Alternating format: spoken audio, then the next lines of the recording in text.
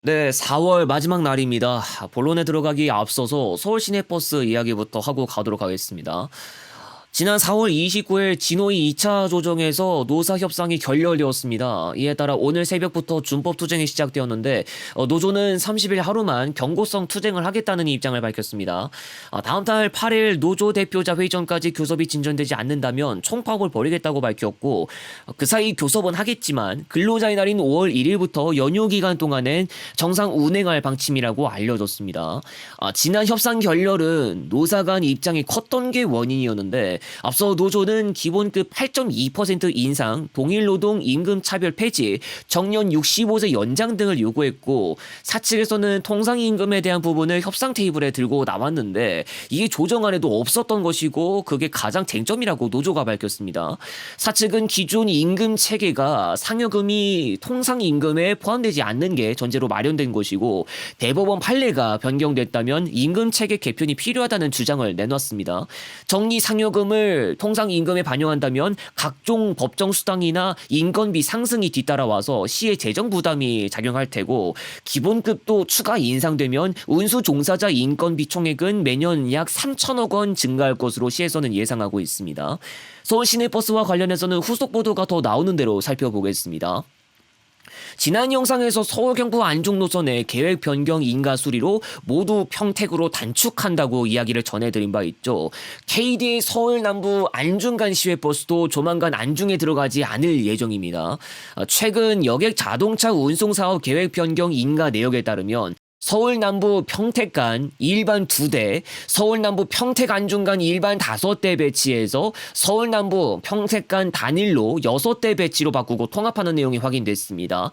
내역에는 평택 시외버스 터미널 경유 정도만 확인되지만 아마 다른 형태로 운행하는 계통도 포함되지 않을까 싶은데 정확한 일정이 아직 나온 건 아니지만 조만간 서울 안중간은 5503번을 통해서만 바로 이동이 가능해집니다. 5503번이 가격도 저렴하고 타 시내 노선과 환승 할인도 적용된다고 하지만 배차 때문에 단점이 있는 노선이에요. 출근 시간대도 30분가량은 기다려야 하고 나머지 비첨도는 50분 1시간이거나 심하게는 평일 2시간 30분까지도 벌어진 경우가 있을 정도로 좀 뜸한 편입니다. 결과적으로 빈틈을 완벽하게 다 메꾸는 모양새는 아니고 문제가 여전히 진행될 것으로 보여서 5503번의 증차를 심각하게 고민해봐야 할 필요가 있어 보입니다. 특히 창북의 경우 안종 쪽에서 일찌감치 만석을 기록했을 때 못하는 경우가 벌어지기 때문에 공급 좌석수를 늘려야 할 필요성이 있죠. 아마 지역 안에서 또 뜨거운 감자가 될 것 같은데 솔직히 눈치 있으면 평택시에서라도 바로 플랜 세워야 합니다. 강조해서 말씀드리지만 조만간 서울 안중간은 사실상 광역버스를 통한 이동에 매달리는 구조가 되겠습니다. 얼마 전 SK그룹의 티맵 모빌리티가 서울 공항리무진 지분 100% 매각 계약 체결을 했죠. 원래는 그냥 공항리무진 지분까지 포함해서 통 매각하려고 했지만 지금까지도 공항리무진에 대한 원매자를 구하지 못한 상태입니다. 지난해 기준 공항리무진 주주는 권영찬 대표 56.11%, 티맵 40%, 기재부 2.56%, 기타 1.33%로 구성되는데요. 티맵은 공항리무진 기업 가치를 2, 3천억 원 정도로 평가하고 있지만 대표는 5, 6천억 원 수준에서 매각하는 걸 희망하고 있습니다. 티맵이 40%의 지분만 보유하고 있어서 단독 매각도 어려울 것으로 분석되고 티맵에서 경영권을 가지고 있지 않은 데다 원매자들은 대부분 경영권을 확보할 수 있는 지분 이상을 희망하는 것으로 알려졌습니다. 이와 관련해서 SK 티맵이 계열사 여러 곳을 매각하고 있었는데 앞서 우티 지분도 매각했고 서울공항 리무진의 매각도 결국 비주력을 정리하는 것의 일환이라고 풀이되고 있죠. 결국 공항 리무진 지분 매각도 SK 입장에서는 비주력 정리의 일환이지만 서울공항 리무진과 통 매각하려다 실패하고 분할 매각으로 바꾼 건데 끝내 공항 리무진 매각 작업은 이루어질지 이번 한 해를 지켜보겠습니다. 항공 소식도 짚고 넘어가 봅니다. 러시아 우크라이나 전쟁 막바지로 접어들려고 하는 가운데 대한항공이 러시아 측과 영공 재개방과 관련한 실무 협상에 들어갔습니다.